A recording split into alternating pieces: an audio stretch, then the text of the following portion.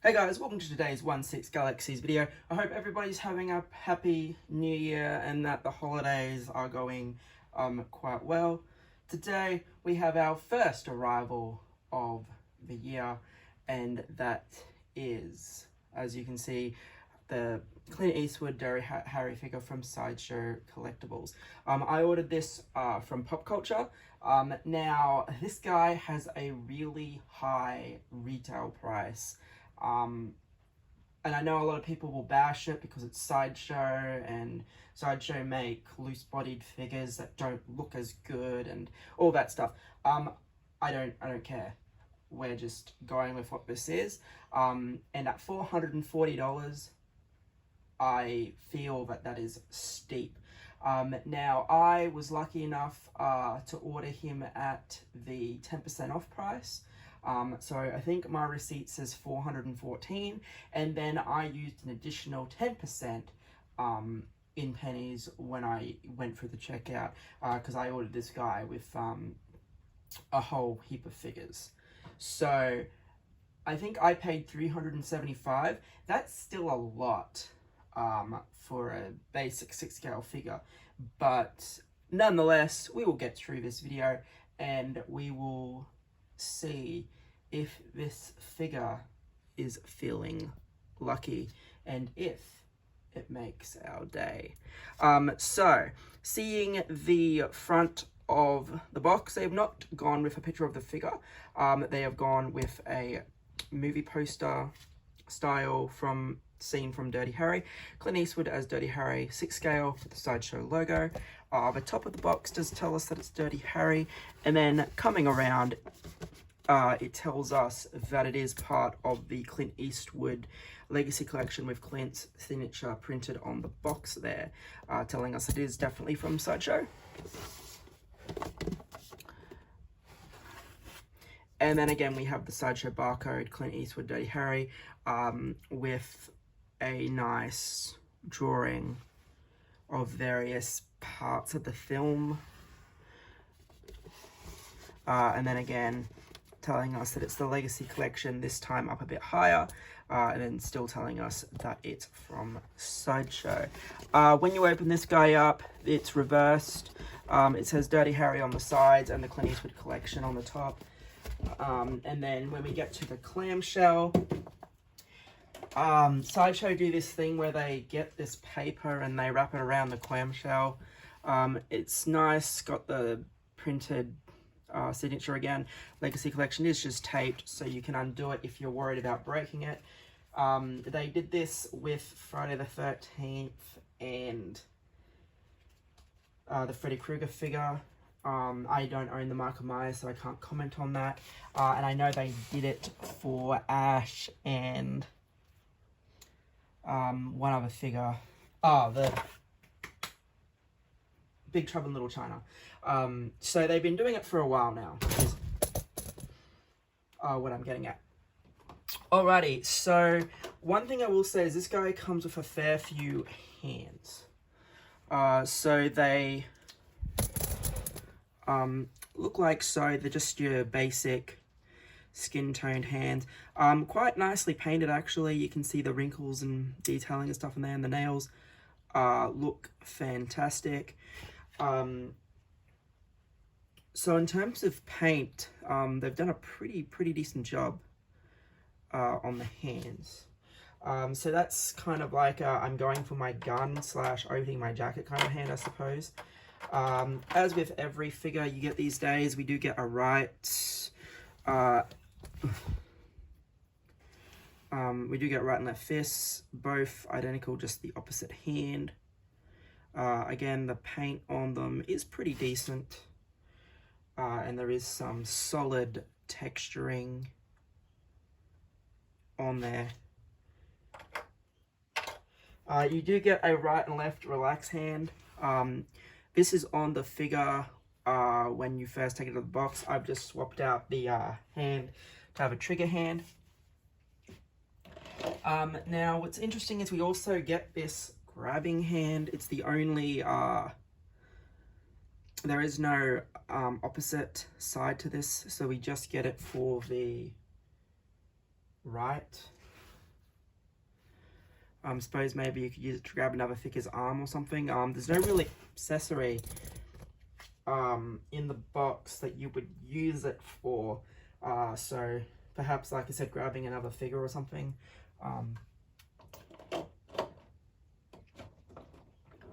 And then we do get a left hand for holding the badge. Now it does annoy me sometimes when we get right and left hands for everything bar one. The trigger finger, look, I can see why, because most of the time an actor only particularly uses one hand, and a lot of fig companies like being true to that.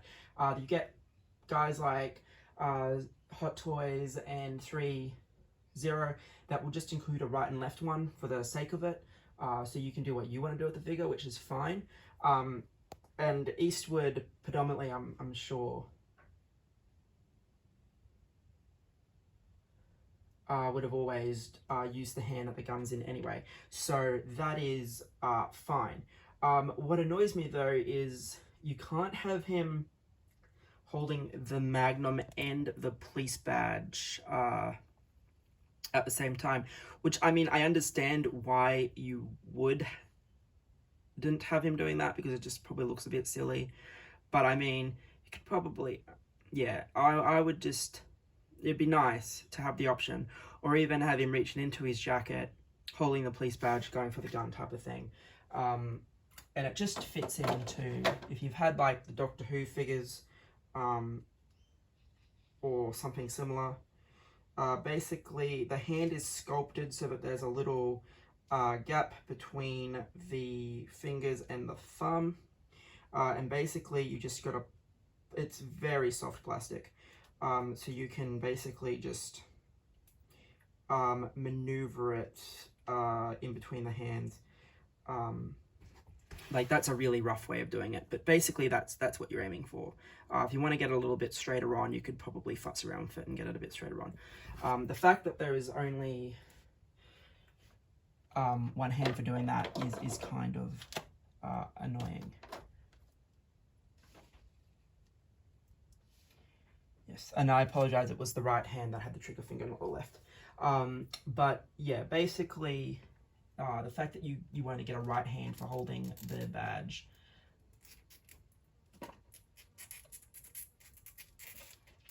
is slightly annoying. The good thing is that the hand for holding the Magnum holds it quite solidly, and it does take a fair bit of pulling to get it out. You can see the Magnum itself is painted quite nicely. The barrel does rotate like so. So that is done quite nicely as well. Now, this is probably, like, not being able to display the Magnum and the badge at the same time is a minor gripe. This is also just a minor gripe, I suppose, and it's something that Sideshow have been doing for a long time. They put everything on the bottom of the base. So you can see that we just get a standard black base for this guy, and then you've got the signature and the Legacy collection underneath. They've been doing this for a really long time, and I don't know why, because most of the time they have little risers here that put it off the ground. This does not. So if they were worried about the figure scratching it off, it's just going to get scratched off on the bottom, because there's nothing protecting it there. It is what it is. They've been doing it for ages. I don't know. Copy Hot Toys Sideshow and put the writing on the top of the base. Alrighty, so let's get Dirty Harry here.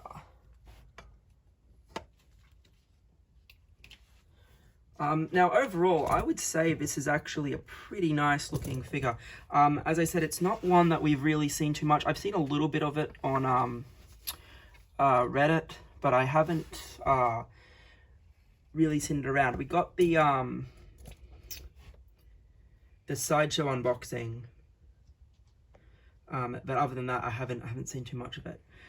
So we can see that the outfit is really nicely done. It does suffer from that too many layers effect where everything becomes quite bunchy and thick, I suppose. But you can see that he's just got black dress shoes on. We have a belt buckle and a belt in there. We have the shirt. I could probably futz around with that and tuck that in a bit better. But this is straight out of the box anyway. Suit jacket's nice. We do have a holster on the inside, which is really quite nice. We'll come back to on the side profile. It is a pleathery material, so I would probably go against storing the gun in there for too long. But overall, I would say that that's a really nice sculpt. Yes, it could probably be painted slightly more lifelike. But in terms of overall, I think it looks pretty good. I've also had no real articulation issues other than the fact that this is very thick. So his arm will only go up so far, but you can get it all the way out for a magnum firing pose, which is fine. Oh, that's what that other hand is for. It's for when he cups his hand, the magnum. So he grabs, yeah, okay.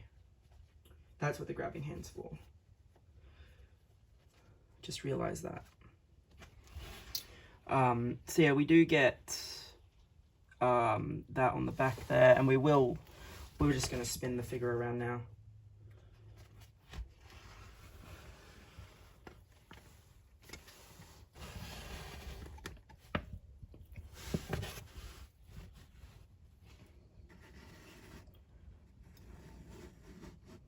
I haven't quite got the crotch grab up high enough, so I'm just being careful.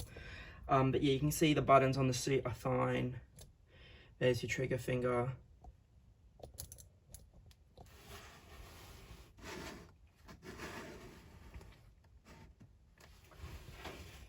The hair looks quite nice. We do have the pads there. Standard black display stand, as I've already said.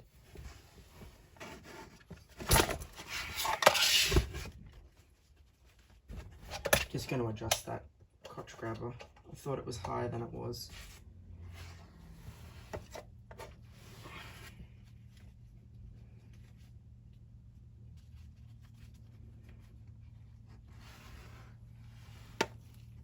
Slightly better. All right. And then the other side here, you can see the pocket, fake pockets, I believe. They are just sewn in, yeah. So they're not going to hold anything. And then we do have that. Just move it out of the way.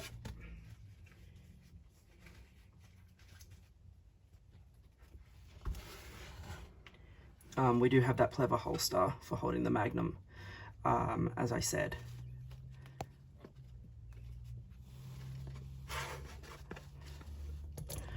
So overall, I would say there's probably nothing really wrong with this figure, other than the high price point, which is something we're seeing quite a fair bit from Sideshow lately, in a fact that their prices are starting to rise, even more so than some of the Hot Toys figures, because 370 even for this is quite high. But I wanted to have him, as I do collect legendary icon characters from time to time. And as I said, the sculpt itself is fine. It probably just,